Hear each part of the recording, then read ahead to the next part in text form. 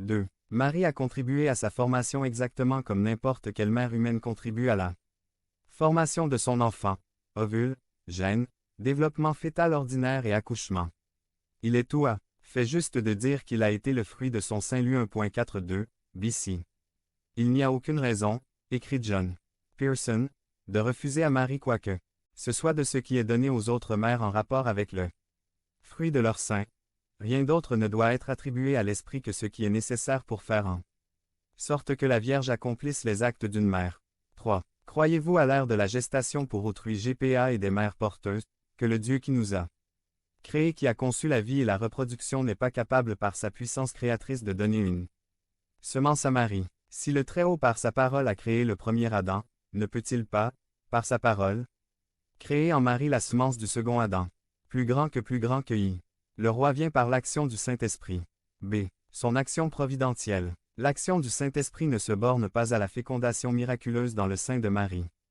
Comme l'indique le récit de toute cette généalogie, le Saint-Esprit était à cette œuvre au temps d'Abraham. Sa main providentielle est partout. Rien ne nous est dit concernant la jeunesse de Joseph et Marie, mais nous pouvons imaginer le Saint-Esprit à l'œuvre silencieusement pour gérer tous les détails de leur vie. Notez le timing de cette conception.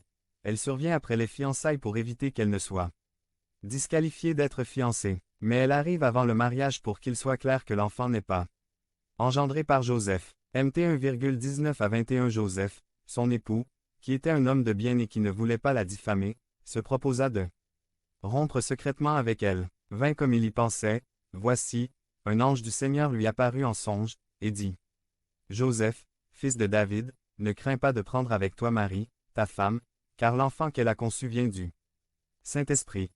21. Elle enfantera un fils, et tu lui donneras le nom de Jésus. C'est lui qui sauvera son peuple de ses péchés. Notez aussi que, quoique Marie soit avertie avant la conception, Joseph est laissé dans l'ignorance, jusqu'à ce qu'il l'apprenne par des voies humaines. Joseph n'avait pas d'autre choix que de présumer que Marie lui avait été infidèle. Pourquoi Dieu lui a-t-il permis de connaître une telle angoisse?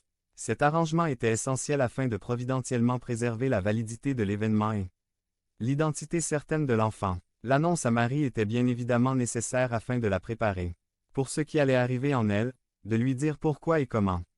En même temps, c'était essentiel pour Joseph de n'avoir aucune connaissance avant l'heure de la grossesse de Marie. Imaginez la suspicion qui aurait été suscitée si Marie et Joseph avaient eu une connaissance avant l'heure de ce.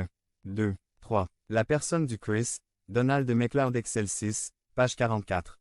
La personne du Christ, Donald MacLeod Excel 6, page 45.